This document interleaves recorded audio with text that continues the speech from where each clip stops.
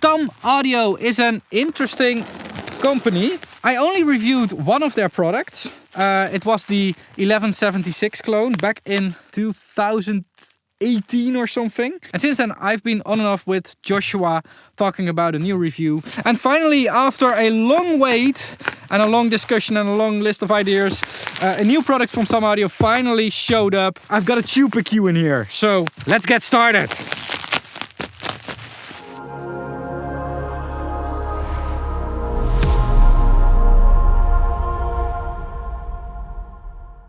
So a tube EQ is my favorite type of EQ. I don't have a lot of tube EQs because they are fucking expensive, but it is the type of EQing that is still very much analog. Like, there are digital clones of tube EQs, but the real deal with the real analog Pultecs is still...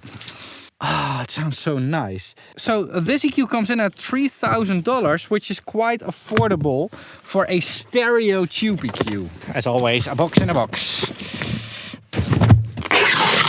All right. In the box we have this stuff. Oh, I'm going to need to vacuum now here. Whoa, this looks really nice. Build quality has improved since the last time. It looks so much better than the 1176. Let me just get this box away here. Now let's be careful with this. Here we go.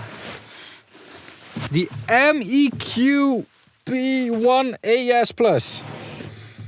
Oh, it actually looks really nice. I actually want to take the lid off. And taking the lid off of electronics is like not always the best idea to do. But this one has been shipped from like the other side of the world. It's a tube EQ. I want to make sure that all the tubes are still in there and properly seated. But yeah, if you are opening something, make sure you know what you're doing. If you don't know if you know what you're doing, then you probably don't know what you're doing. Does it want to open up or not? Or did I miss a screw? There we go. Wow. Oh, this looks so good. And what is really cool to see is that these potentiometers are actually rotary switches with little resistors soldered to them. I think that's the same as in the original. Really nice job. Down here we have everything is switched. Oh wow, everything is switched. That's some quality stuff. Because, you know, potentiometers will start to crackle and stuff. And this will probably last a lot longer. We'll never know about that. The tubes are still in there. I see that they actually apply some glue to it. I mean, it's not glue, you can easily take it off, but some rubber stuff so that the tubes stay in there. So that's a cool thing. All right, so this thing looks really nice. But looks are not that important. We gotta know how it sounds. Alright, so I've got it connected over here. And let's take a quick overview of the user interface first. The hardware user interface.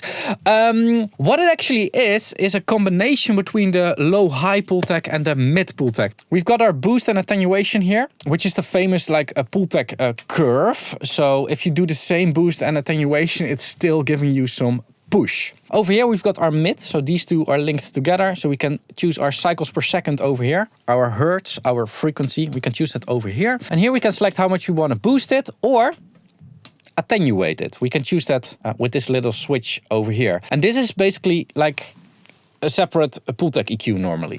Over here is our high section. We've got our boost. We can choose the bandwidth of the boost, which gives some very interesting results. I'm a big fan of the broader bandwidth, but if we turn it sharper, the sound gets sharper, but also the Q factor gets sharper. What is different between the high section and the low section on the Pultec is that you have a different frequency for attenuation. So you can choose 5 kHz, 10 kHz, and 20 kHz. I rarely use these attenuation features on a Pultec or on the GainLab Empress, because that's basically the Pultec clone that I'm using. But sometimes this can really help for cutting off some sharp edges of vocals or masters or whatever. Now, last extra cool feature that's on here is you can switch this whole EQ between tube and solid state. So yeah, we're going to compare all of this. We're going to listen to all of this.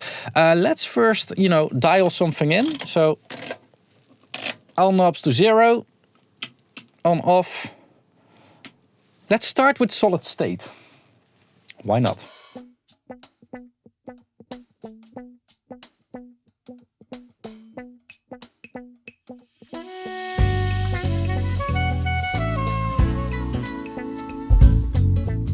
Yeah, there you go. Like, the lows from a Pultec are like super thick.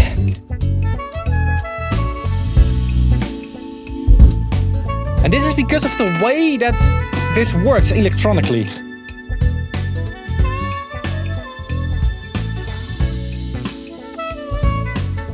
So now we're boosting and attenuation. We're boosting and attenuating. And it's still making a difference.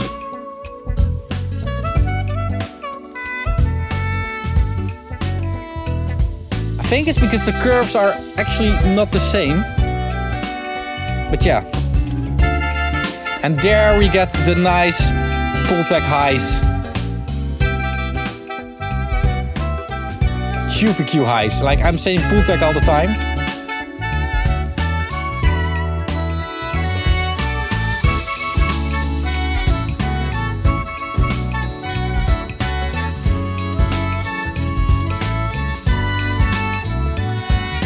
You can hear the difference between sharp and broad.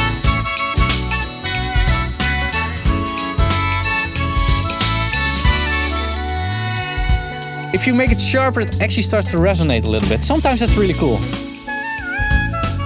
Now let's use that mid frequency as well.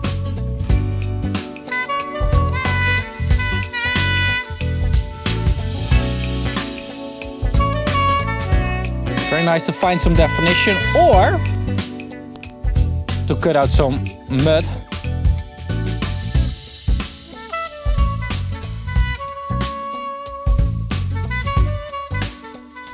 Like that. Now let's just keep it at a boost.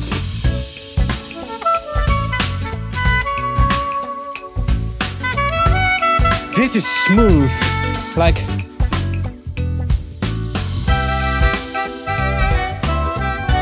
yeah, I mean, and this is still solid state. Let's switch to tube. Oh, that's not as big of a difference as I was expecting.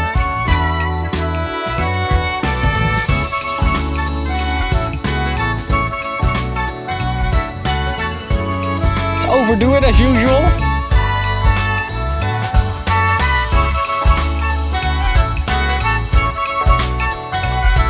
Yeah. Oh, now, yeah. Yeah.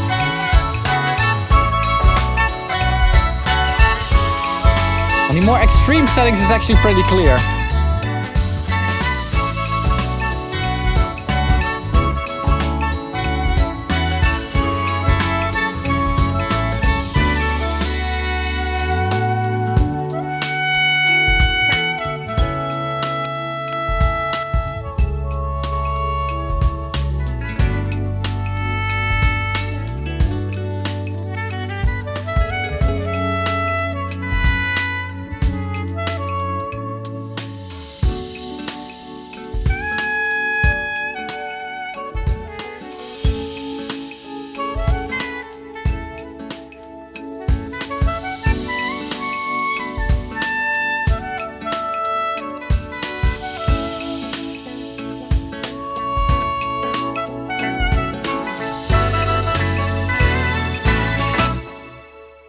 I think the example speaks for itself. Really nice tube solid state EQ, whatever you want to call it. It's a stereo EQ, of course.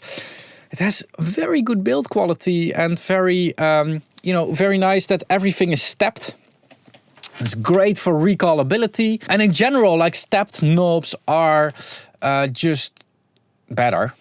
However, potentiometers are sometimes also very cool to have because you sometimes want to dial in something very precise, and stepped knobs are sometimes a little bit less precise. Although with the scales that this EQ is using, it's not that big of a deal. Cool thing. What can I have nothing to bitch about, at least. So yeah, this one costs $2,700 as a pre-order price, or let's say roughly $3,000 stock price, like after the pre-sale. There are also other flavors available. For instance, the mono version, and there are versions available without the solid state or tube switch.